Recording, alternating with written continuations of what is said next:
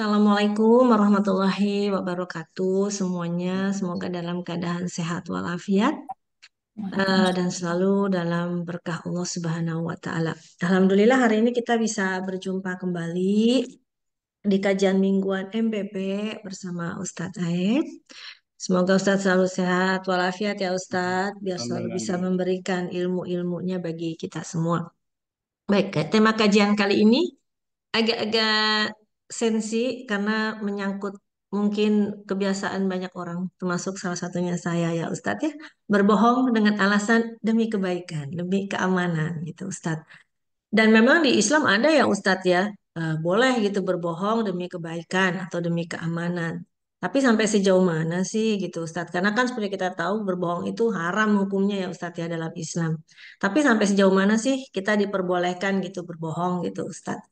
Nah, untuk tahu lebih lanjut, kita dengarkan saja kajian Ustadz Aib. Waktunya sekitar 35 menit, Ustadz. Mangga, Ustadz. Baik, terima kasih. Bismillahirrahmanirrahim. Assalamualaikum warahmatullahi wabarakatuh. Alhamdulillahi rabbil alamin. Wassalatu wassalamu ala sayyidina Muhammadin wa ala alihi wa sahbihi ajma'in. Raditu billahi rabba wa bil islam dina wa bi Muhammadin nabiyya wa rasula. Subhanaka la ilma lana illa ma 'allamtana innaka antal alimul hakim. رب اشرح لي صدري ويسر لي امري واحلل عقدة من لساني يفقهوا قولي يا فتاه يا عليم يا فتاه يا عليم افتح لنا فتوح العارفين واجعلنا من عبادك الصالحين اللهم انفعنا بما علمتنا وعلمنا ما ينفعنا وارزقنا علوما تنفعنا وزدنا علما نافعا اللهم انا نسالك كل خير منك يا رب العالمين اللهم انا نسالك الهدى والتقى والعفاف والغنى اللهم إنا نسألك الثبات في أمرنا والعزيمة على نشرنا ونسألك قلبا سليما ولسانا صادقا. Sahabat semua, teteh-teteh, ibu-ibu yang dirahmati Allah, kita bersyukur tentunya kepada Allah Subhanahu wa taala atas berbagai nikmat yang kita rasakan. Mudah-mudahan kita senantiasa sehat walafiat, berada dalam keberkahan dan perlindungan Allah dimanapun kita berada. Amin ya rabbal alamin. Insya Allah, sebagaimana tadi yang disampaikan di awal oleh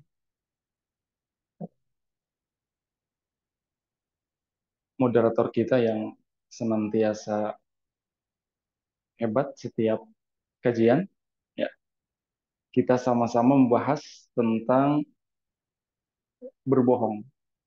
Tapi kalau tidak salah judulnya ada itu ya teh, ada eh, tanda tanyanya, tanda tanya berbohong demi kebaikan.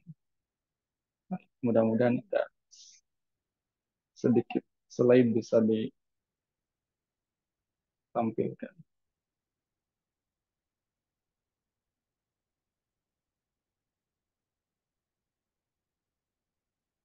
Dok.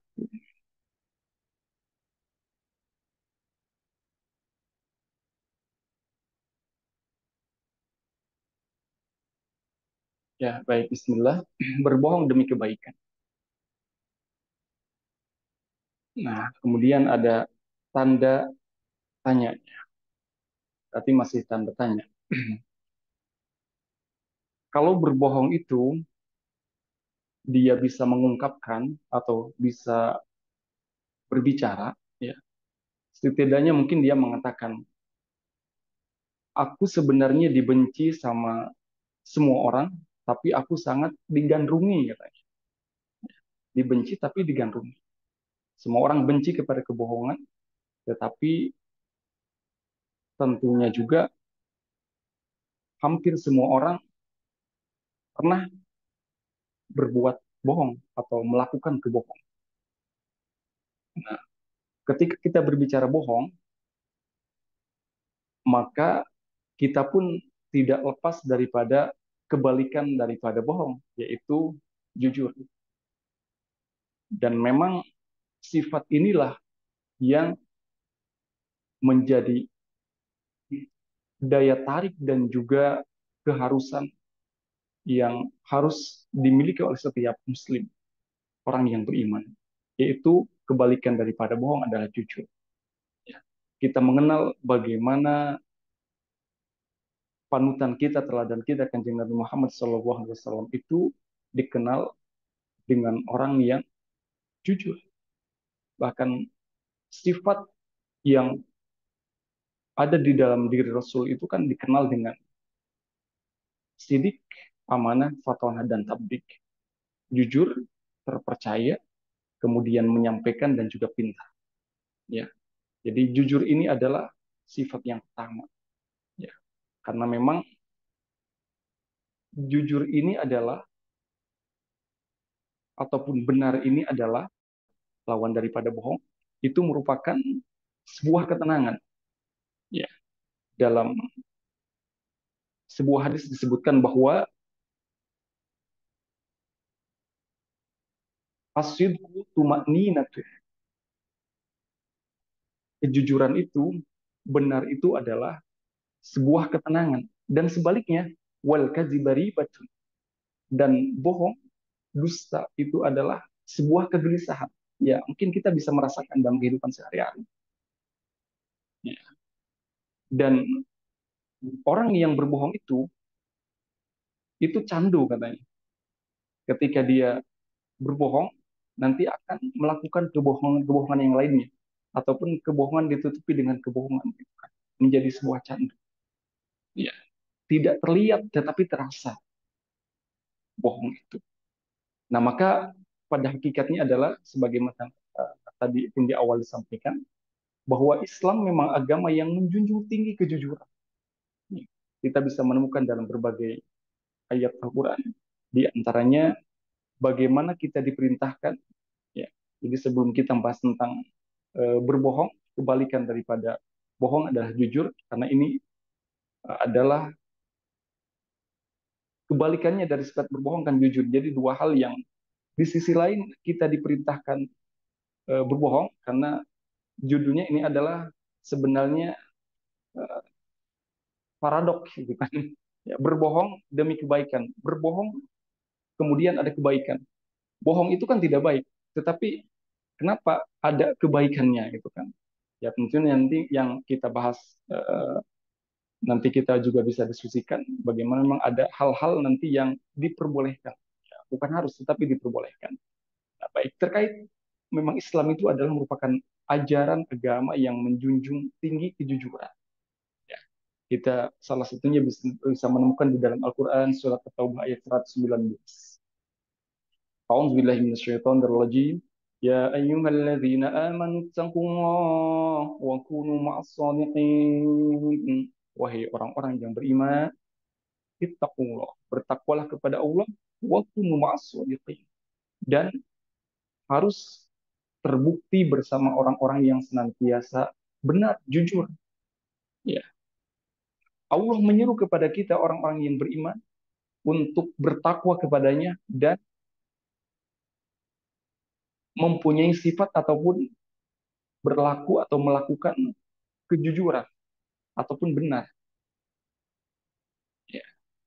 Nah, maka jujur ini adalah bagian daripada sifat orang yang bertakwa. Takwa itu kan akumulasi dari berbagai nama sebuah kebaikan. Orang yang bertakwa, orang banyak berbuat kebaikan dan kebaikan dari berbagai hal. Itu orang-orang yang bertakwa.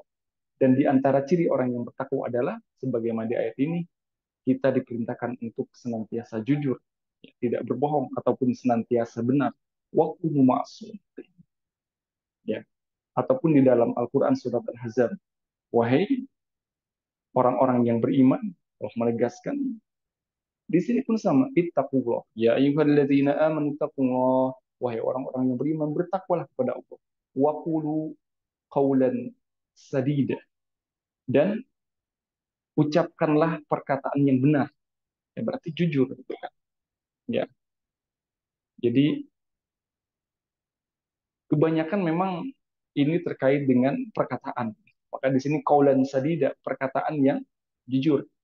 Walaupun kejujuran itu kan ada kejujuran kolbu ataupun hati, kejujuran lisan, dan kejujuran perbuatan anggota badan kita. Maka disinggung di beberapa ayat itu, yaqulu nabi al-sinatihi ma laysa fi qulubihim. Ada orang-orang yang mengatakan di dalam lisannya ataupun dengan lisannya, yaqulu nabi al-sinatihim ma laysa fi qulubihim. Tidak sesuai dengan, tidak selaras dengan apa yang ada di dalam kalbu, di dalam hati mereka. Nah, jadi Islam merupakan agama yang menjunjung tinggi kejujuran. Di berbagai ayat kita diperintahkan untuk senantiasa jujur, ya berkata yang benar, ya. Dan baginda Rasul mencontohkan kepada kita dan yang melekat di dalam dirinya adalah sifat, empat sifat itu, dan jujur adalah yang paling pertama disimpan. Jujur, sidik, amanah, fatonah, dan tablik. Kemudian perintah jujur ya di dalam Al-Quran banyak.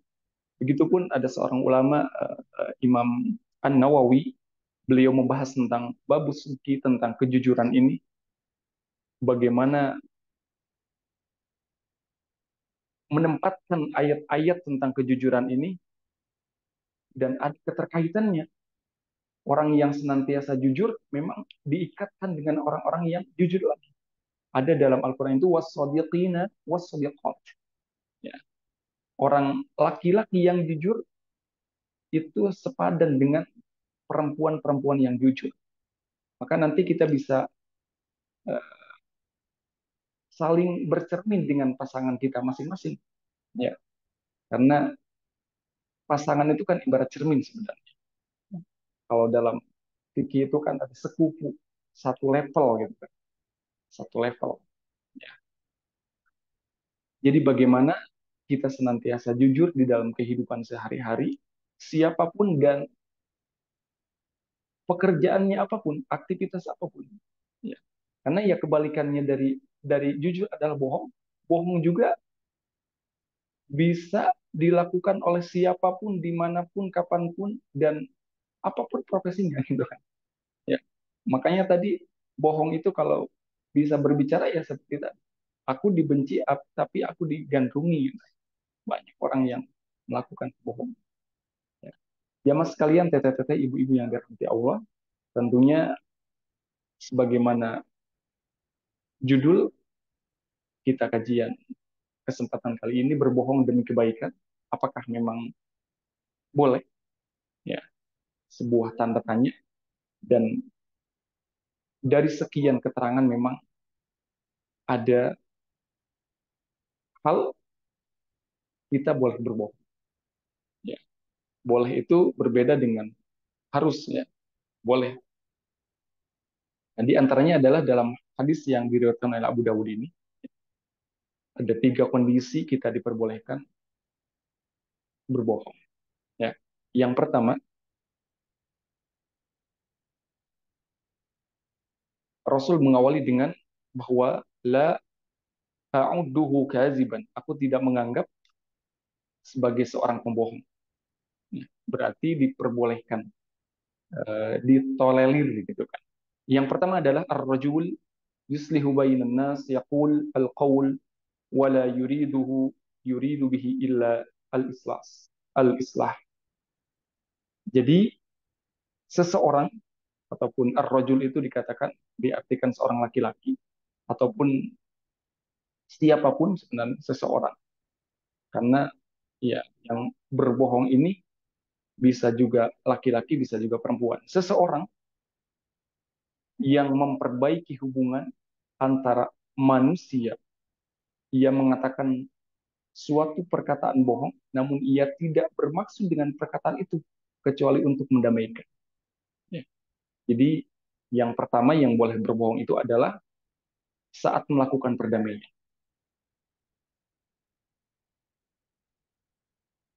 Berbohong boleh dijadikan sebagai upaya untuk mendamaikan dua pihak yang sedang bertentangan.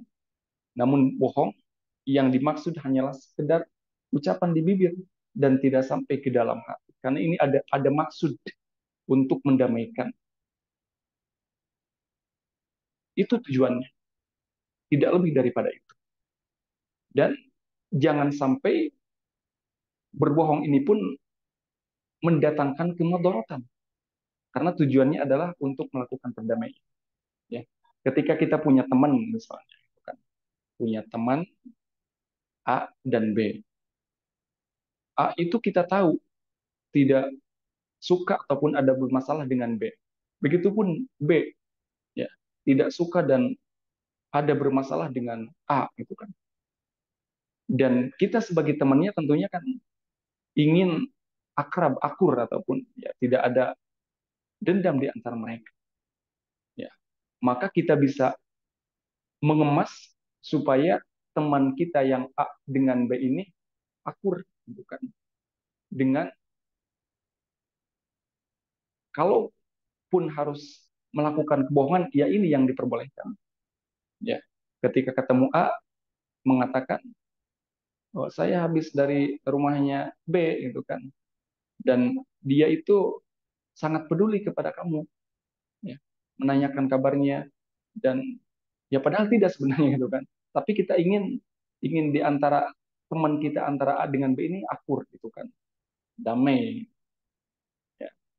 Jadi mengatakan menanyakan kabar kemudian baik sekali dia sebenarnya kepadamu, dan begitu pun ketika bertemu dengan si A dia mengatakan seperti itu, ya, B ini peduli sama kamu gitu kan. Eh, dan nanti ketika bertemu dia akan apa, akan tidak saling curiga, akan baik gitu kan prasangkanya. Dan ini seperlunya, tidak boleh yang mendatangkan kemadaratan. Contohnya kalau kita mengatakan kepada A, sebenarnya B itu tidak ada masalah dengan, bahkan dia katanya akan ngasih uang sekian gitu kan. Nah itu yang dikejarnya nanti ngasih uangnya gitu kan, padahal tidak.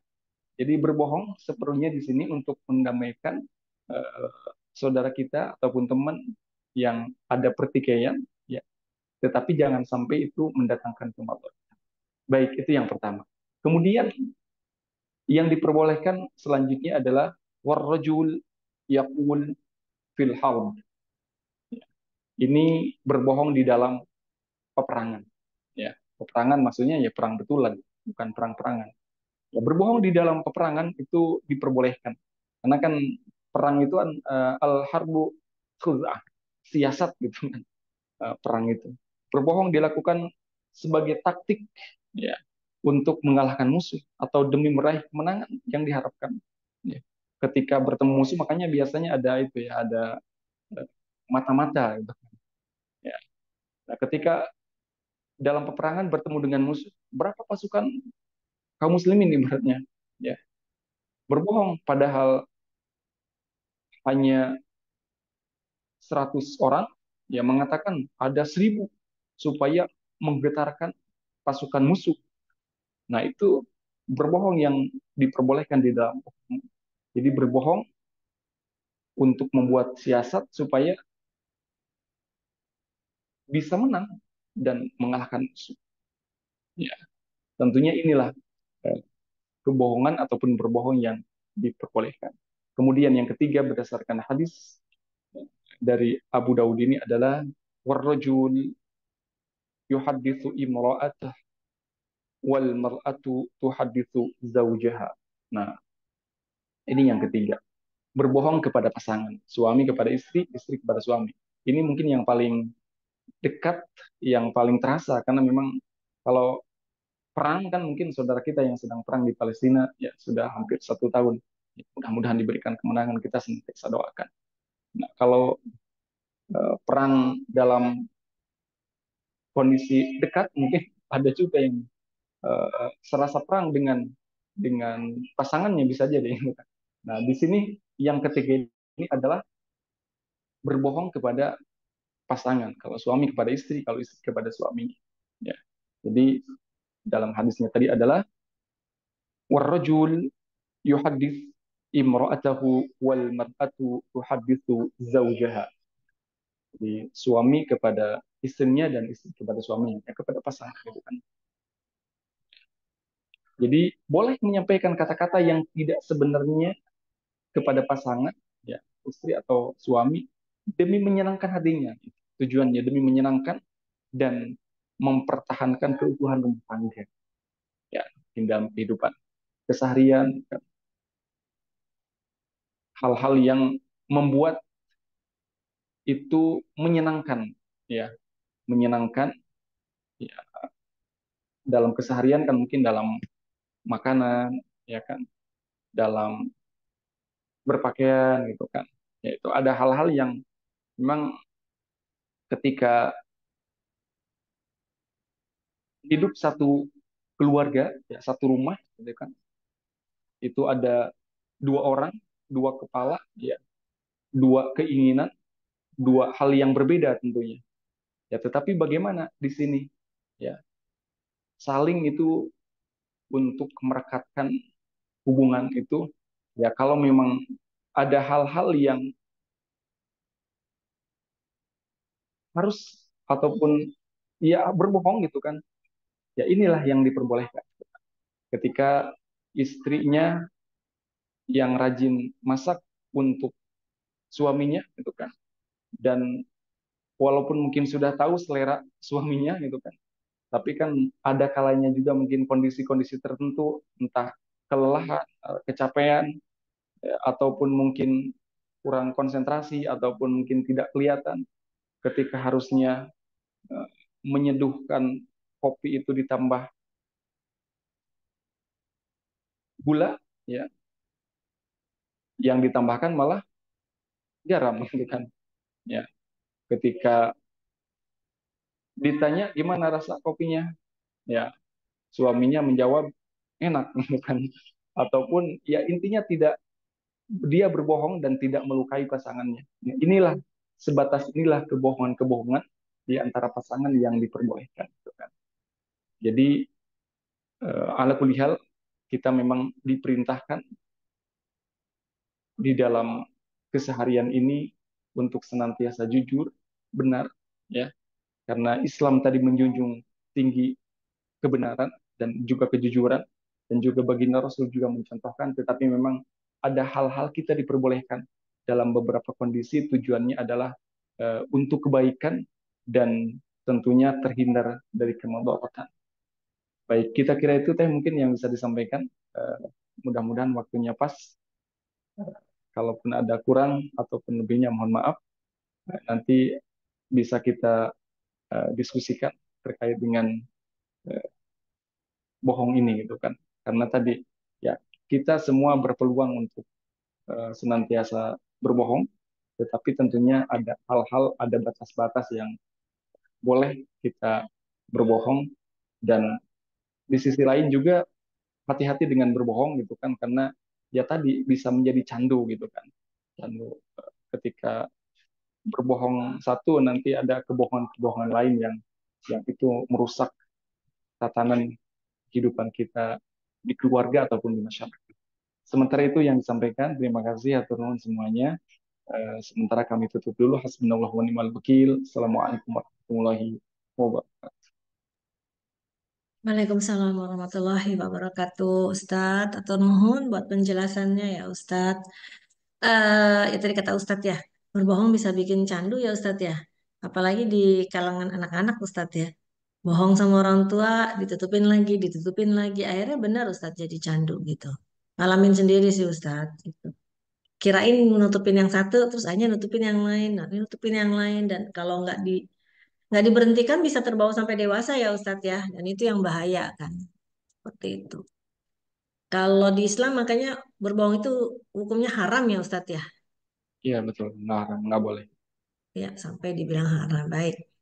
Ibu-ibu silakan kalau ada yang mau bertanya nanti bisa. Ini ada Mbak Berta. Lupa nanya Mbak Berta ada pantun kah Mbak Berta mengenai Ent- bohong? Ntar Jangan lagi bohong ya Mbak Mbak Dini. Berta. Hah? Saya di jalan lagi nunggu kargo telepon. Ntar lagi. Oh, sebentar lagi ya. Ya, Baik. ntar lagi saya naik Beneran ya rumah. Mbak Berta nunggu kargo loh, beneran ya. Ya, nggak bohong saya, nggak bohong. Udah, ntar lagi. Sudah ini katanya. Udah dekat. Baik, baik. Yap. Mungkin ada yang ingin bertanya silahkan. Mangga tuh kemarin rame padahal di grup nih. Kalau ada yang mau bertanya, sekarang silakan. Ini misalnya, ini jawab pertanyaan saya nih Ustadz nih. Dari Umaro di Hong Kong katanya. Ustadz, Kalau berbohong ke teman yang mau pinjam duit, sebenarnya saya ada, tapi dia udah berapa kali dia telat bayar, jadi saya harus berbohong. Habis kesel Ustadz. Nah, bener nih Ustadz, nih kayak begini nih, daripada dikerjain lagi kali ya Ustadz ya. Gimana nih menurut Ustadz?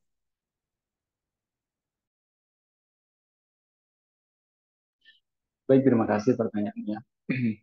Ya mungkin kejadian ini hampir hampir setiap kita mungkin ya, daripada apalagi kalau sudah itu ya, sudah sebelumnya ada kejadian ya,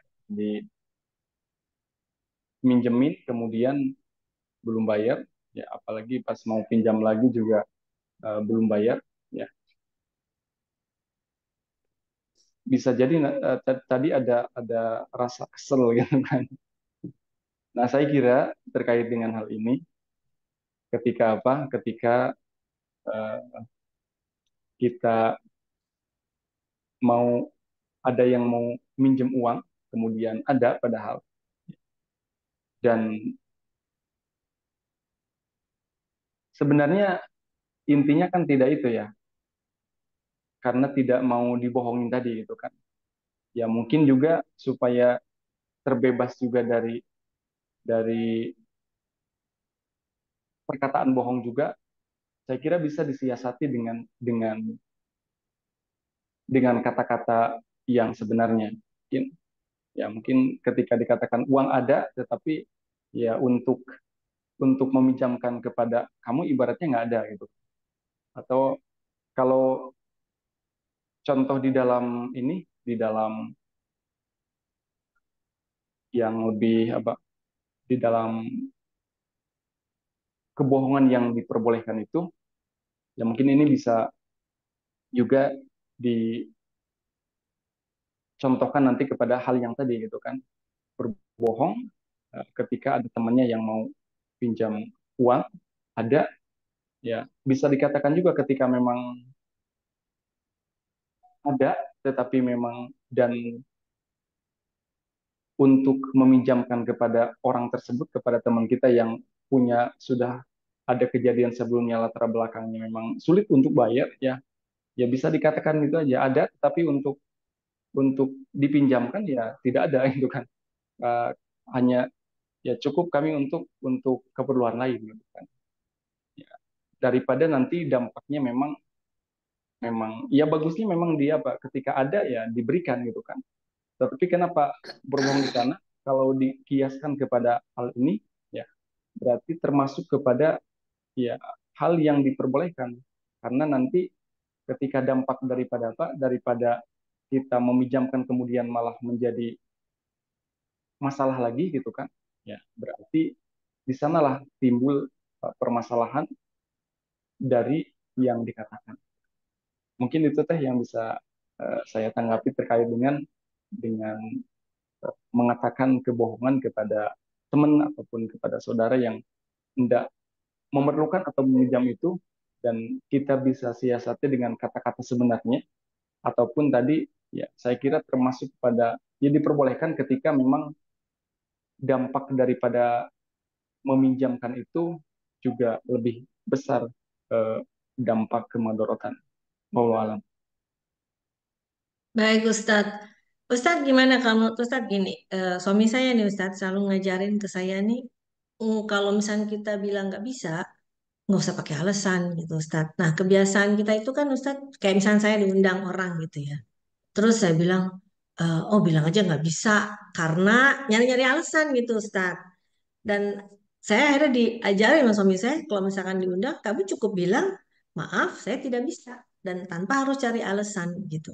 Kalau nanti dia bertanya, bilang aja tidak bisa karena memang baru kasih tahu alasannya, atau bilang aja ya tidak bisa karena hari itu memang tidak bisa. Sudah cukup gitu. Itu saya diajarkan gitu ya Ustadz ya. Sama kayak misalkan ada orang pernah mau minjem uang sama saya males nagihnya Ustadz gitu, males nagihnya. Jadi saya bilang, aduh maaf ya saya tidak bisa meminjamkan. Kalau ditanya lagi kenapa, saya jawab aja ya nggak bisa. Tuh. Mungkin itu salah satu siasat ya Ustadz ya, gitu. Sampai 3 kali kita bilang tidak bisa, tidak bisa, tidak bisa, ya orang pasti kan nggak mungkin maksa juga gitu ya Ustadz ya. Ya, betul. Ya. Iya gitu. Daripada mungkin cari alasan gitu ya Ustadz ya, daripada berbohong gitu ya Ustadz ya. Itu salah satu siasat gitu. Kayaknya orang kalau udah nanya ke saya 3 kali bilang nggak bisa, ini stop juga sih gitu. Ditanya bilang nggak bisa lagi sampai 3 kali. Gitu, Ustaz. Baik Ustaz, tapi berarti itu salah satu alasan ya Ustaz ya, kalau memang udah kepepet jadi bohongnya istilahnya dimaklumin gitu ya Ustaz ya, daripada menimbulkan mudarat gitu ya Ustaz ya. Semoga cukup jelas ya.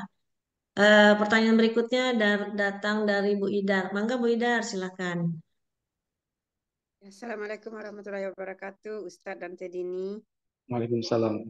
Mangga Ibu. Pertanyaannya sebenarnya ada miripnya, Ustadz. Misalnya ada peminta-minta yang bertanya sambil meminta, menadahkan tangan begitu. Kalau kita punya 1 atau 2 euro, kita sebenarnya punya, tapi tidak ingin memberi karena pertama kita tidak kenal dia dan apakah dia nanti beli minuman atau apa gitu. Tapi kita punya, apakah dalam hal itu kita lebih baik diam saja atau mengatakan tidak punya, Ustadz? Terima kasih, Ustadz. Ya, baik.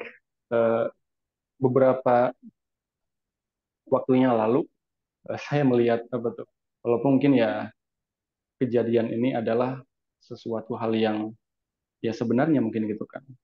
Ya jangankan di kota-kota besar ya, di pasar Ciamis saja ya teh itu banyak sekali orang yang meminta-minta itu kan. Jadi yang meminta-minta itu bukan apa ya, bukan mereka yang punya itu kan. Ya, itu sudah ada sebagian ya yang menjadi profesi memang gitu kan. Sampai ada temennya yang ya penasaran gitu kan. Ya di video ya, dari mulai minta-minta ya kamera tersembunyi gitu kan. Ternyata pas dia sampai ke lokasinya atribut apa dia meminta-minta itu dilepas dan ternyata bawa kendaraan bagus juga gitu kan. Ya memang di sanalah memang kita pun ya tidak hanya cukup bukan apa ya bukan bukan curiga gitu kan tapi hati-hati itu kan ya walaupun di dalam ayatnya memang kita tidak boleh menghardik dan menghina kepada yang meminta-minta itu. Wa ammasaila falatan kepada orang yang meminta-minta kita tidak boleh menghardiknya. Ya, kalau hendak memberi, beri, kalau tidak jangan mencela dan jangan ngatain yang tidak baik. Udah aja diam. Ataupun biasanya dengan isyarat kan ketika kita sudah apa tuh pakai tangan gini tandanya kan nggak boleh ya udah dia ngerti itu kan.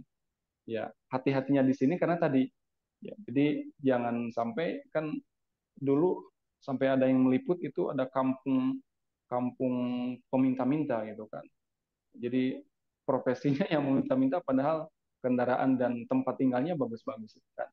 Nah, disinilah mungkin kita pun memang ada rasa apa ya, ada rasa empati gitu kan, simpati kepada orang lain, tetapi memang eh, kita juga ada hati-hati itu kan, jangan sampai ya kita niatnya baik memberikan, tetapi digunakan ya, apalagi itu ya tadi mungkin dalam hati-hatinya gitu kan Bu Idar, sampai jangan sampai nanti kan ini dibelikan sesuatu yang ya haram ataupun tidak tidak seterusnya.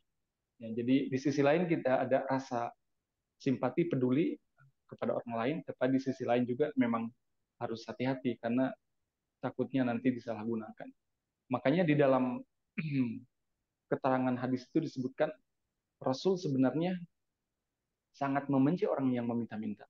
Ya, lebih baik katanya pergi ke kebun mencari kayu bakar kemudian dijual gitu kan. Itu akan gambaran bagaimana di dalam Islam ini kita terus ya makanya ketika ada yang meminta-minta ya kita lebih baik memberi kepada dia yang tidak apa ya, yang kemudian ke depannya dia tidak meminta-minta lagi, dikasih modal ibaratnya gitu kan. Ya. Jadi betul, memang kita harus peduli, pati kepada orang lain, tetapi harus hati-hati juga itu kan. Jangan sampai kita niat baik, sudah memberikan yang baik, ternyata disalahgunakan. Demikian mungkin Ibu Idar yang bisa ditanggapi Mangga. Jadi Ustadz apa lebih kalau kita katakan tidak ada ya berarti kita berbohong atau kita lebih baik diam saja, Ustadz? Ya, lebih baik kalau tidak mau memberi gitu kan, ya diam saja ya. Ataupun ya dengan itu kebanyakan di sini pun dengan isyarat gitu kan. Dengan ketika kita sudah begini gitu kan, eh, dia sudah pergi gitu kan. Ya gini kan tandanya tidak mau memberikan gitu kan. Ya, itu kan ketika kita gini kan tidak ada kebohongan itu kan. Tetapi justru dengan itu dia ngerti ngerti sendiri. Ya, dan ya mudah-mudahan yang kita hadapi tidak tidak apa ya, bukan orang-orang yang memaksa gitu kan. Kalau sudah maksa itu udah beda lagi gitu kan.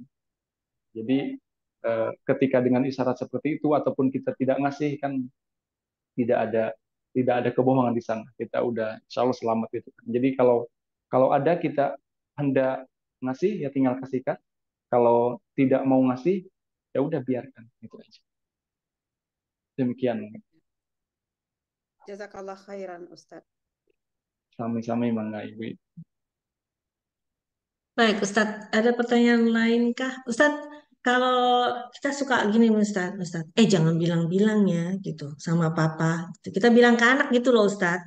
Nggak ngajarin bohong sih. Tapi apa itu termasuk bohong gitu, Ustadz? Misalkan nih, kita beliin sesuatu buat anak gitu. Terus, eh, tapi mungkin anaknya ya gimana ya Ustadz ya, maksudnya anaknya merajuk gitu terus kita belikan gitu. Tapi kita tahu nih suami kita sebenarnya nggak setuju-setuju banget gitu. Terus kita bilang, udah mau beliin tapi nggak usah bilang-bilang ya sama papa gitu. Terus anaknya bocor gitu kan Ustadz ya. Tetap aja dia bilang gitu kayak namanya anak kan nggak tahu apa-apa. Akhirnya jadi rame gitu Ustadz. Itu kayak gimana ya Ustadz kalau kayak gitu? Pertama, apakah itu berarti kita ngajarin anak berbohong gitu? Terus yang kedua, kalau udah seperti itu Ustadz, sikap kita gimana ya Ustadz ya? Karena kita pasti membelanya ada enggak aku nggak bohong gitu. Gimana nih Ustadz menurut Ustadz? Iya, baik. Biasanya anak kan yang menjadi apa tuh? Yang menjadi ya, yang sudah punya anak menjadi tameng ibaratnya, gitu kan? Menjadi tameng. Jadi eh, mamahnya bilang jangan ke anaknya jangan bilang-bilang papa ya, papanya juga bilang gitu, gitu kan? Jangan jangan bilang-bilang mama ya, papa punya teman baru dibawa ke rumah gitu kan? Itu lebih repot lagi gitu kan? Nah, maka ini bagian daripada apa ya? Dari pendidikan anak gitu ya. Dari pendidikan. Jadi orang tua itu memang ayah dan ibu itu harus kompak memang.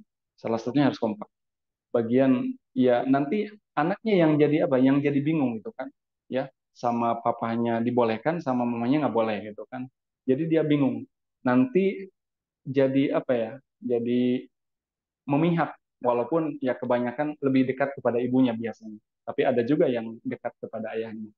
Nah, jadi salah satu apa ya? Pendidikan kepada anak memang supaya anak juga eh, kalau masih kecil memang biasanya bingung ya bingung gitu kan sama papanya boleh sama mamanya nggak boleh atau sebaliknya gitu kan ya dan biasanya gitu ketika ya ada hal-hal itu kan diawali dengan eh, setuju dan tidaknya ataupun ada kesepakatan ya ketika anak ini taruhlah dimarahi ya gitu kan dimarahi sama papanya gitu kan dan mamanya itu tidak kompak ya dia minta perlindungan kepada itu kepada kepada mamahnya gitu dan begitupun sebaliknya ini memang di dalam mendidik ini di dalam keluarga memang sebaiknya kompak ada kekompakan ya supaya nanti anak itu juga ya dia terbiasa melihat model yang baik bahwa papa dan mamahnya itu ya rukun baik di dalam kebaikan ya jadi kompak di dalam kebaikan jadi memang ada hal-hal seperti itu dan ketika ada ya tadi yang disembunyikan ataupun ya kebohongan nanti dikhawatirkan ya jadi anak jadi secara tidak langsung gitu kan ya, dia merasa apa ya merasa diajari oleh orang tuanya eh, perilaku bohong gitu kan ya jadi mungkin menurut saya sebaiknya memang antara orang tua ayah dan ibu ini kepada anak itu ya ada ya memperlihatkan kekompakannya walaupun mungkin ya tentunya kan kita rasakan lah antara pasangan ini kan tidak kompak selamanya gitu kan. Ada saja gitu kan, ada saja. Tetapi minimal di hadapan anak mah kompak gitu aja gitu kan. Supaya karena untuk apa ya? Untuk masa depan mereka gitu. Gitu. Iya. Baik Ustadz. Ustadz nih pertanyaan agak serius nih. Eh, dosa berbohong itu apa sih ya istilahnya Ustaz? Ada nggak sih dalam Al-Quran ganjarannya apa gitu Ustaz? Bohong kecil, bohong besar itu ada nggak sih Ustadz ganjarannya kalau kecil segini, kalau besar segini atau sama aja yang namanya bohong itu udah pasti dilarang oleh agama gitu Ustadz. Terus gimana Ustadz kalau misalnya yang modelnya pemimpin, pemimpin perusahaan sampai pemimpin negara gitu Ustadz, para wakil, menteri atau segala macam Ustadz. Zaman sekarang gitu Ustadz, mereka kayaknya bohong melulu Ustadz. Nah itu kan berarti dosanya kepada rakyat ya Ustadz ya. Itu gimana tuh Ustadz? Ampunannya itu gimana Ustadz? Misalkan saya punya kelompok, saya bohongnya sama 4 orang gitu ya Ustadz. Itu aja berarti kan saya harus menjelaskan minta maafnya sama 4 orang. Nah gimana kalau seorang pemimpin yang berbohong kepada rakyatnya gitu Ustadz? Itu seperti apa? Terus kemudian Ustadz ada nggak sih sholat taubat yang khusus untuk memohon atas kesalahan kita dulu sering berbohong supaya nggak mungkin nggak lanjut ya ke anak-anak kita gitu. Gimana Ustadz? Nuhun Ya, Ustadz. baik. Baik, Kak, terima kasih. Nah, terkait dengan dosa berbohong ini, ya, sebenarnya secara apa? Secara langsung eh, keterangannya, ayatnya, hadisnya yang menyebutkan, memang ini kan bohong ini adalah pangkal sebenarnya itu kan. Makanya dalam hadisnya itu adalah iyyakum bisidqi ataupun iyyakum wal kadzib. Jangan sampai kalian berbohong gitu kan, dan harus harus senantiasa jujur. Karena disebutkan dalam hadis At-Tirmidzi itu inna sidqa yahdi ilal birri. Ya, ini kan ada apa ya? Ada awalnya gitu kan. Dan ya tadi disebutkan bahwa jujur ini adalah pangkal. Ya, inna sidqa yahdi ilal birri. Kejujuran itu ya menunjukkan kepada kebenaran, ya, kepada berbuat baik. Wa innal birri yahdi ilal jannah.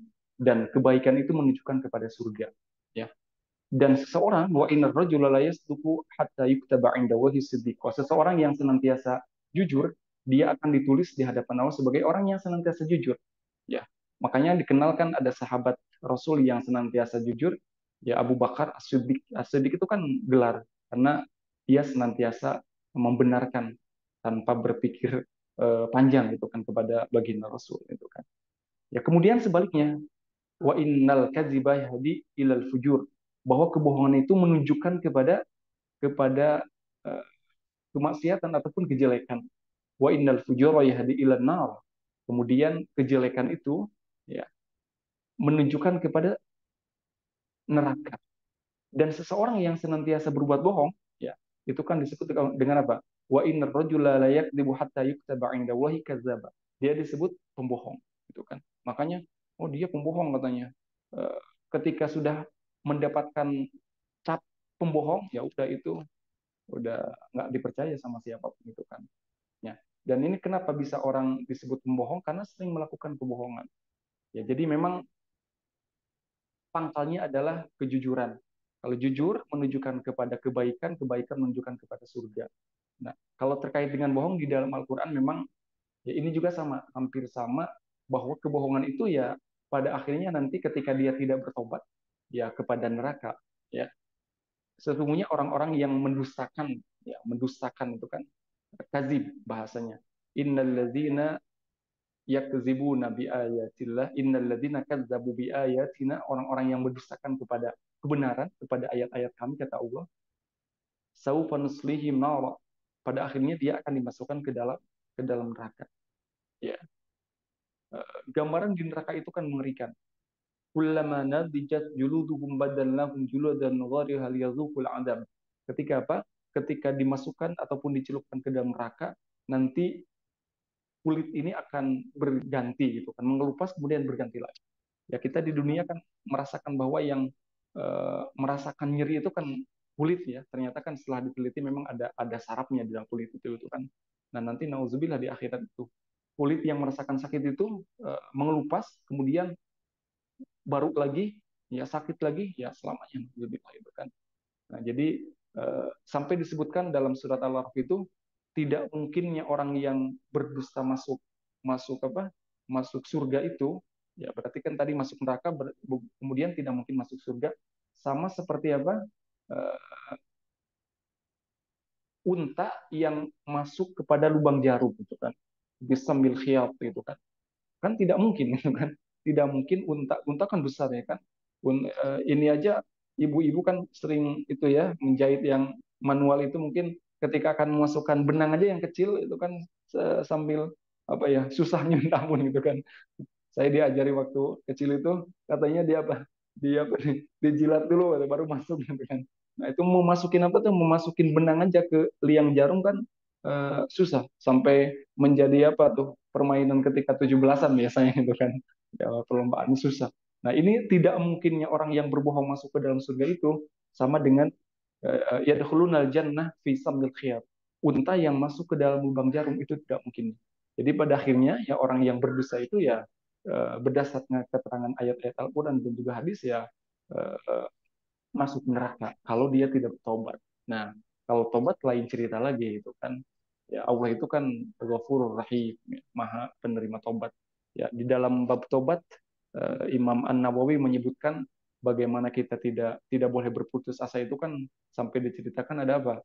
Ada orang yang sudah membunuh 99, kemudian nanya pada satu orang dan dia tidak puas dengan jawabannya, akhirnya dibunuh lagi. Sudah membunuh 100 orang itu kan. Dosa besar itu kan, 100 orang.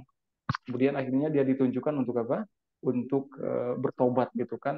Dan di dalam cerita hadis itu adalah dia belum sampai kepada tempat tobatannya, tempat bertobatnya, disebutkan ke suatu tempat di gunung gitu kan.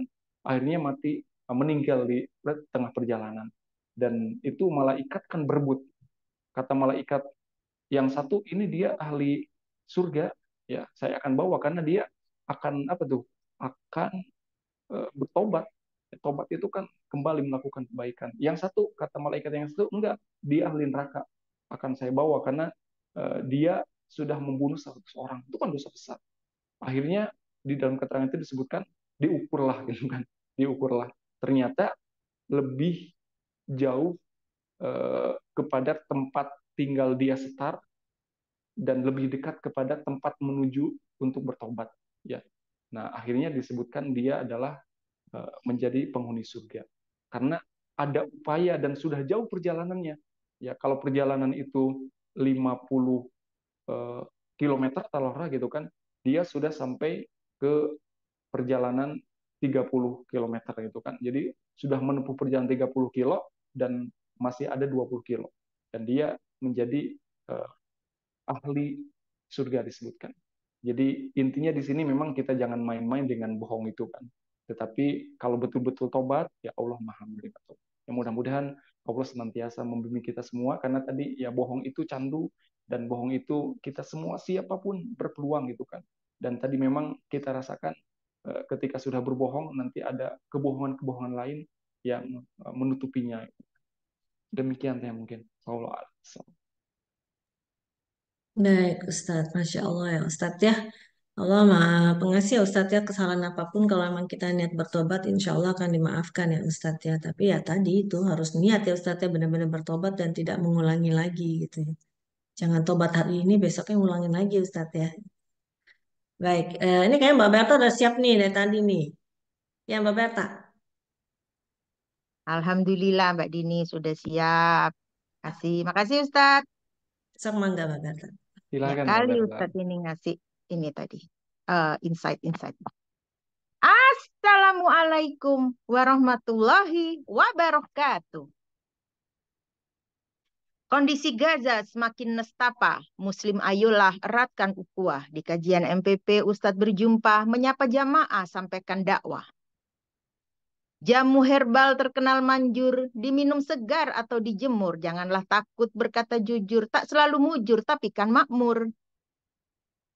Kumpul bersama, makan nasi, berulam sambal dan ikan teri. Tukang bohong, rapi berdasi, menjilat demi jabatan menteri.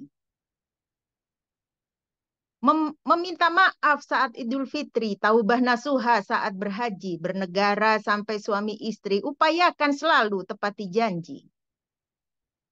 Anak kecil berjalan terbata, di luar rumah ruang terbuka, tetap berusaha tak ingkar kata, dijauhkan Allah azab neraka. Kabarnya dunia dalam berita, ada pejabat tertangkap basah. Barang siapa suka berdusta, pasti hatinya selalu gelisah. Harga selangit toko Cimehong 300.000 sekilo kedondong. Sejak kecil suka berbohong, awas besarnya jadi gerandong. Obat terlarang yang diselundup dikejar polisi, jantung berdegup. Selalu berbohong di dalam hidup, kelak rezekinya pasti meredup. Pantun sederhana yang berirama diajarkan cikgu saat sekolah. Berbohong dalam kaidah agama demi kebaikan sepenuh maslahah. Pawang hujan bernama Sirara, ngakunya punya 7 panca indera. Tukang bohong taubatlah segera, ampunan Allah yang seluas samudra. Wassalamualaikum warahmatullahi wabarakatuh. Waalaikumsalam Salam. warahmatullahi wabarakatuh. Nuhun, Mbak Berta, Masya Allah. Udah ada kesimpulan tuh tadi ya. Semuanya udah lengkap. Tapi tadi saya penasaran karena Mbak Berta ngomongin gini nih. Soal pedagang, Ustadz. Nah, pedagang itu profesinya itu kebanyakan, nggak semuanya Ustadz, tapi kebanyakan memang berbohong jadinya Ustadz. Ini saya baru dapetin di WhatsApp. Misalnya nih Ustadz, katanya gini. Bohong karena profesi. Contohnya, dari penjual menawarkan durian 30.000 satu duriannya. Si penjual bilang, nggak dapet lah orang dari sananya 25.000. Nah, gimana nih Ustadz nih? Itu kan buat pedagang mungkin strategi berdagang, Ustadz ya, gitu. Tapi apakah itu termasuk bohong gitu, Ustadz? Apakah itu termasuk bohong demi kebaikan juga? Gimana nih, Ustadz? Ya baik Teh, terima kasih. Menarik terkait dengan pedagang. Memang pedagang ini itu profesi yang apa mudah ya mudah untuk berbohong ataupun apa namanya mengatakan hal-hal yang tidak ya sebenarnya gitu kan.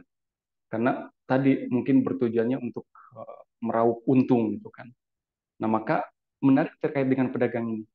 Pedagang yang jujur itu nanti disamakan dengan ataupun bersama dengan Kanjeng Nabi itu kan. Nah, itu ada keterangan bahwa memang tantangan dan berat menjadi pedagang yang jujur itu gitu kan. Nah, maka pedagang memang harus senantiasa jujur dan menghindari kata-kata bohong gitu kan. Jangan sampai apalagi ya sampai menjelekkan warung tetangga ibaratnya gitu kan. Nah, di saya harganya segini, tuh di itu mah belum belum dapat segitu gitu. Ataupun eh, oh dari sananya juga ini belum dapat. Ya, padahal ya bohong gitu kan. Saya kira lebih baik dihindari kata-kata itu. Ya mungkin dengan bahasa yang lain ya, yang tidak ada kebohongan di sana. Ya, karena memang di dalam keterangan itu pedagang yang jujur itu nanti bersama dengan Kanjeng Nabi itu kan, dan memang eh, tantangan berat gitu kan menjadi pedagang yang jujur karena ya orientasinya pedagang kan untung gitu kan ya, padahal ya kalau tidak rugi kan untung, kalau tidak untung rugi, tapi kan inginnya tentunya kan untung terus gitu kan. Makanya berbagai cara itu kan sampai berbohong dia untuk meraup untung gitu kan. Jadi mungkin salah satunya itu ya kata-kata dihindari yang dari sananya juga belum dapat gitu kan. Eh, Masa dijual segini? Ya udah kalau memang tidak mau dijual segitu, ya dengan kata-kata lain yang lebih menyelamatkan gitu kan. Ya karena sebenarnya dagang itu kan bagi orang yang beriman, bagi seorang muslim kan bukan cuma apa ya, bukan cuma untung dan eh, rugi sebenarnya gitu kan. Tetapi ada keberkahan dan juga menolong, bisa menolong orang lain gitu kan. Makanya kenapa ada bisa memilih khiyar, kemudian juga ya boleh boleh kan apa eh, nganjuk ngutang gitu kan boleh. Ya, itu kan dalam rangka menolong gitu kan. Jadi memang di dalam Islam ini jual beli itu bukan semata-mata mencari untung ya. Maksudnya untung untung secara materi itu kan. Ya, ketika dia bisa menolong, bisa menghutangkan itu kan membantu. Ya itu kan sebenarnya untung yang menguntungkan dia secara pahala kebaikan gitu. Ya, jauh lebih daripada untung secara materi gitu kan. Jadi ada saling menolong, saling saling membutuhkan, kan, saling membantu gitu kan.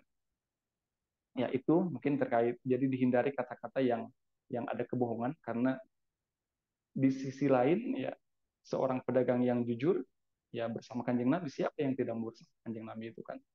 Bisa ditelaah di dalam surat An-Nisa itu kan, bahwa Rasul itu bersama orang-orang yang itu wasyuhada'i wassolihin gitu kan, ya wasiddiqin, orang-orang yang senantiasa jujur, kemudian orang-orang soleh, dan di akhir ayatnya adalah wahasuna ulaika rafiqa, itu adalah tempat tinggal yang sebaik-baiknya surga itu. Ya, jadi Rasul bersama orang-orang, jadi kita ini bukan nabi, bukan rasul, tetapi nanti bisa bersama dengan Kanjeng Rasul. Ya, salah satunya adalah dengan senantiasa berbuat kejujuran itu kan. Nanti satu level, dan di antara ya tantangannya ya walaupun siapapun ya kita peluang untuk bohong dan peluang untuk jujur itu bagi siapapun ada. Tetapi memang tadi terkait dengan pedagang memang tantangannya besar. Makanya sampai ada keterangan khusus pedagang yang jujur itu bersama dengan Kanjeng Nabi gitu kan. Ya. Baik, Masya Allah ya Ustadz ya. Benar-benar kejujuran tuh diakui banget. Ustadz, ini mungkin pertanyaan terakhir Ustadz. Ada di grup. Kadang berbohong juga menjadi salah satu cara menolak secara halus tanpa menyakiti. Bolehkah? Nah, gimana nih Ustadz?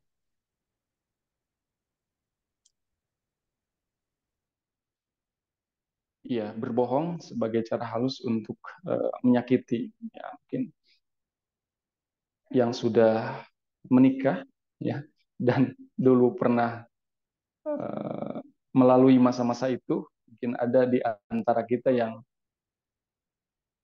didatangi ya, terutama perempuan biasanya kan, didatangi sama seseorang kemudian tidak tidak srek ya, tidak apa, tidak srek, kemudian yang nggak mau lah intinya ya, intinya nggak mau. Ketika ditanya mau nggak mau kan, intinya itu kan berbohong gitu kan, ya apa, bukan berbohong, yang nggak mau gitu kan. Tetapi supaya tidak menyakiti, eh, bilang saya belum mau menikah gitu kan, saya mau belajar dulu kan, atau ada amanah orang tua suruh suruh apa melanjutkan pendidikan ya, itu mungkin ya di antara menolak kan, mungkin menolak dan ada kebohongan di sana ya. Mungkin saya kira terkait dengan kasus ini gitu kan, ataupun kejadian ini, ada eh, perempuan yang didatangi ataupun diajak nikah sama laki-laki, kemudian mengatakan ada alasan lain padahal dia tidak apa, tidak suka, itu kan berbohong juga. Nah, saya kira itu kan bagian daripada apa ya, bohong yang diperbolehkan di sana itu kan, secara tidak langsung kan, walaupun mungkin yang laki-lakinya perasa gitu kan, dia oh ini menolak saya, tapi kan tidak apa, dia tidak mengatakan saya tidak suka kamu, tapi kan saya harus menjalankan amanah orang tua saya dulu, saya harus belajar lagi gitu kan, ya dipahami. Dan itu jawaban itu kan tidak menyakiti hati laki-laki yang tadi ibaratnya itu kan. Ya saya kira dengan ya ini bisa dimasukkan ke dalam ya, di sanalah bohong yang mendatangkan kemaslahatan yang diperbolehkan ya, tidak menyakiti, kemudian juga ketika tidak suka ya jadi ya tidak jadi, tidak dipaksakan gitu kan. Ya mungkin itu di antara masuk kepada bohong yang diperbolehkan. Intinya berbohong pun jangan sampai tadi mendatangkan kemadaratan ya.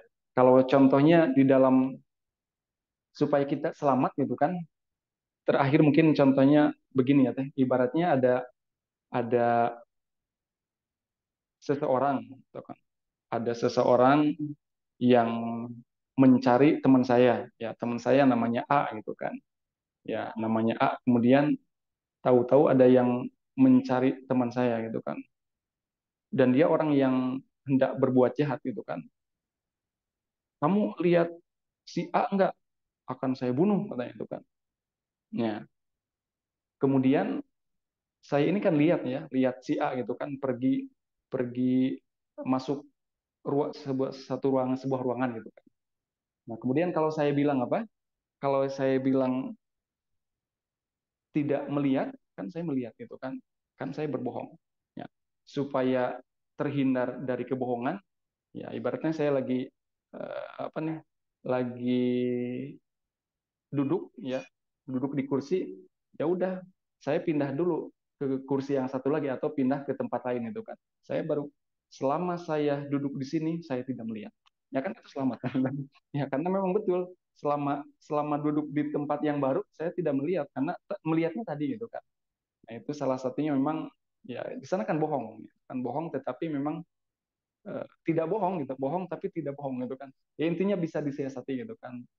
Jadi selama saya duduk di sini saya tidak melihat.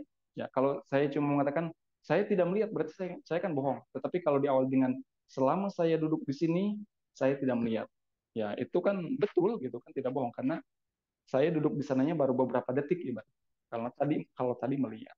Ya mungkin itu jadi bisa di apa? Bisa disiasati dengan kata-kata yang memang kita tidak berbohong untuk menyelamatkan. Wallahu a'lam bishawab. Baik, Ustadz, Masya Allah. Ini satu tips ya, Ustadz ya. Kalau nggak mau bohong, jadi misalkan saya duduknya di pojok, jadi ke tengah gitu ya, Ustadz ya. Nah, saya dirinya di pojok, jadi ke tengah gitu. Tapi Iya, sebenarnya bohong ya, Ustadz. Tapi itu kan tadi kata Ustadz karena mengancam gitu ya, mengancam kehidupan seseorang ya, Ustadz ya. Bukannya berarti terus saya tadinya di pojok, terus mau bohong tuh jadi ke tengah gitu ya, Ustadz ya. Biar bisa bohong. Baik. Baik Ustadz, Masya Allah kayaknya udah cukup waktunya juga ya Ustadz. Di sini udah jam setengah 12 Ustadz. Di sana mungkin baru jam setengah 5 ya Ustadz ya? jam setengah lima lewat ya. Iya, jam Waktu setengah 5 lewat. Ini tiga udah delapan. setengah 12 siang Ustadz. Jadi mungkin sudah banyak juga ibu-ibu yang sudah harus mulai aktif menyiapkan makan siang atau mengantarkan anak-anaknya nanti aktivitas di hari Rabu. Alhamdulillah kita sudah cukup mendapatkan ilmu hari ini mengenai bohong gitu ya Ustadz. Sampai sejauh mana sih kita bisa berbohong? Teh Dewi ini udah mau habis baru masuk ya. Sampai sejauh mana kita bisa berbohong dan bohong apa aja sebenarnya yang di istilahnya dimaklumi oleh agama kita ya Ustadz ya gitu kan yang masih ditoleran lah sama agama kita sama agama Islam gitu ya Ustadz. Baik Ustadz, mohon kesimpulannya dan juga ditutup oleh doa Ustadz. Mangga Ustadz. Baik teh, terima kasih semuanya, tete-tete, ibu-ibu, sahabat semuanya.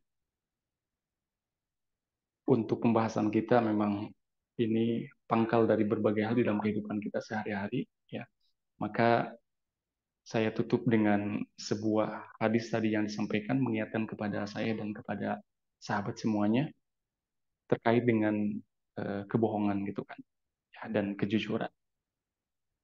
Da' ma yaribuka ila ma la yaribuk. Tinggalkan sesuatu yang meragukanmu menuju kepada sesuatu yang tidak meragukanmu. Kemudian di akhir hadisnya disebutkan asidqu tuma'ninatun wal kadzibari batun. Jadi jujur itu mendatangkan ketenangan, ya. Kemudian bohong itu mendatangkan kegelisahan.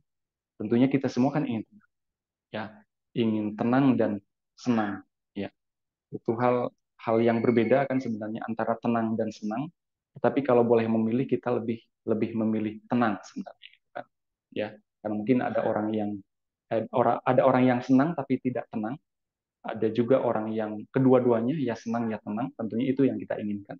Makanya terkait dengan ketika kita ingin ketenangan, ya ketika kita melihat berbagai ayat-ayat di dalam Al-Qur'an, ya tenang itu di sini bisa dengan jujur. Kemudian di ayat lain disebutkan ketika kita ingin tenang hanya harus banyak mengingat Allah gitu kan, maka berkait dengan jujur, jujur itu akan mendatangkan ketenangan. Jadi as-sidqa tuma'ninatun, jujur itu mendatangkan ketenangan. Kemudian sebaliknya wal kadzibari ribatun, dan kebohongan itu mendatangkan kegelisahan. Tentunya kita tidak mau menjadi orang yang gelisah. Ya, paling merugi orang yang gelisah itu. Walaupun mungkin secara materi banyak, tapi kalau gelisah tidak enak gitu kan. Ya, tidak tidur bisa nyenyak. Maka kami kemarin kepada santri-santri yang baru itu ada kata-kata yang disampaikan begini ya, supaya mereka pada apa baik yang lama ataupun yang baru. Yang penting di pesantren itu saya bilang gitu kan bisa tidur nyenyak, makan enak, hafalan banyak, itu kan mudah niatnya, itu kan kak semua gitu kan. Jadi tidurnya nyenyak, makannya enak, kemudian hafalannya banyak gitu kan. Ya udah itu aja saya bilang itu kan. Jadi kan mereka tenang semuanya. Yang penting tenang, gitu kan. Ya, dan ketenangan ini selaras dengan yang kita bahas terkait dengan kejujuran. Ya. Jadi sekali lagi untuk saya dan untuk sahabat semuanya bahwa jujur itu mendatangkan ketenangan, wasidqa tumaninatun wal kaziba ribatun, dan bohong mendatangkan kegelisahan. Mudah-mudahan Allah senantiasa membimbing kita untuk senantiasa jujur sehingga nanti kita bersama dengan para nabi dan orang-orang yang baik. Kemudian kita juga berlindung kepada Allah dari sifat kebohongan, karena kebohongan nanti nauzubillah pada akhirnya akan menuju kepada ke neraka waliyadzubillah. Demikian teh, sama-sama kita tutup dengan doa. Mudah-mudahan Allah senantiasa membimbing kita, memberikan kesehatan, keberkahan, kekuatan, dan Allah melindungi kita dari berbagai kemaksiatan, kejahatan, apapun itu. Dan mungkin ada saudara kita, tetangga, sahabat yang sakit, mudah-mudahan Allah memberikan kesembuhan. Dan orang yang telah meninggal mendahului kita, keluarga siapapun itu, Allah juga memberikan rahmat. Amin ya rabbal alamin.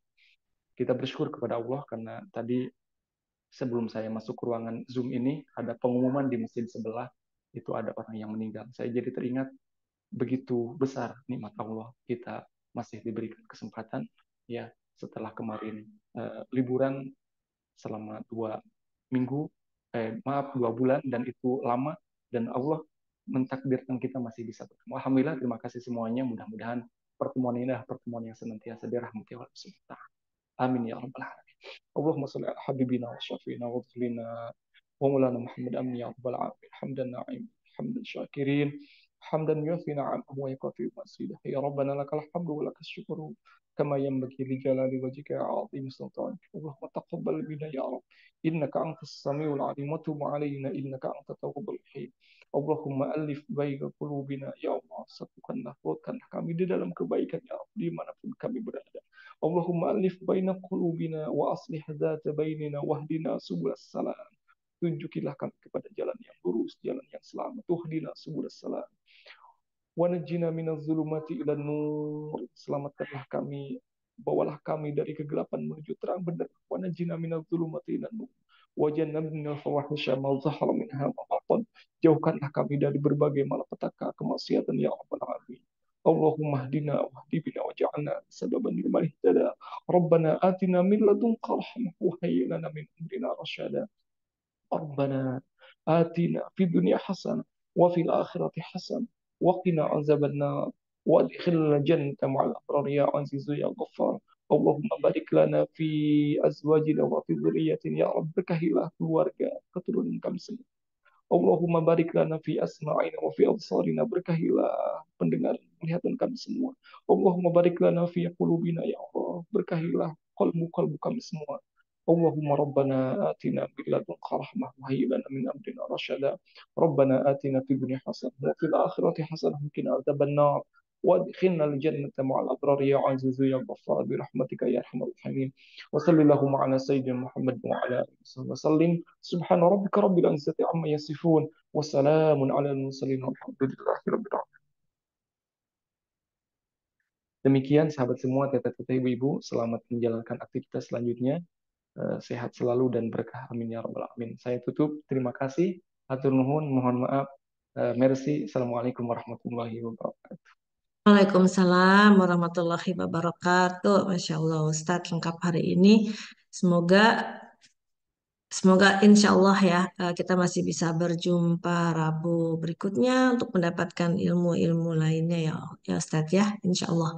Baik, kita tutup bersama dengan membaca hamdalah. Alhamdulillahirabbil alamin. Subhanakallahumma wa bihamdika asyhadu an la ilaha illa anta astaghfiruka wa atubu ilaik. Mohon maaf lahir batin bila tadi ada kesalahan, karena yang sempurna hanyalah milik Allah Subhanahu wa taala. Terima kasih semuanya yang sudah bergabung. Hatur nuhun pisan Ustaz Taib atas waktunya. Sehat-sehat selalu, sehat-sehat juga buat semuanya. Selamat melanjutkan aktivitas. Ya, sama-sama Iva. Insya Allah kita ketemu lagi nanti di Paris ya Iva ya. Insya Allah. Baik. Baik, terima kasih semuanya. Saya tutup. Wassalamualaikum warahmatullahi wabarakatuh. Waalaikumsalam warahmatullahi wabarakatuh. Terima kasih Mbak Berta, pantunnya, Terima Teh kasih Anissa. semua. Terima kasih Pak Terima Ustadz. kasih Mbak Dini, Mbak Berta, Syukron, Ustadz, Mbak Dini, jazakallah khairan. Ustadz, Kak Berta, syukron, fi amanillah semuanya.